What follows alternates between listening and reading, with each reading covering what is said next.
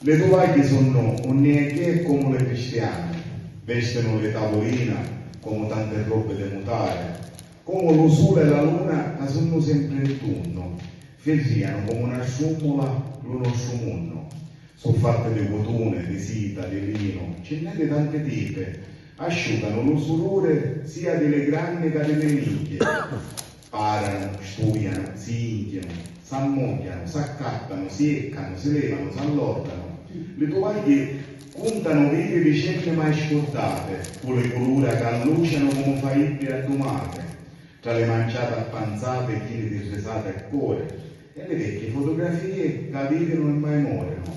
Tovaglie che si assuppano il bruciato della vita, tra nascite, compleanni, quando uno si marita, ghiappate di vino, mordite, panna di torte, sfelazzate, conservate per ricordare pure a chi è morte, arraccamato di l'aria con cura e grande maestria, dalle mani aggrapacchiate saggi e chini di valia,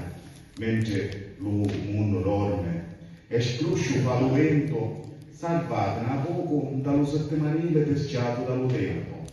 Tovaglie di una volta, di sti ordini di domani, tovaglie che portano lo bene e studiano lo male, tovaglie che vanno, vengono e ne insegnano la via, e per mano vostra diventano tovaglie di poesia.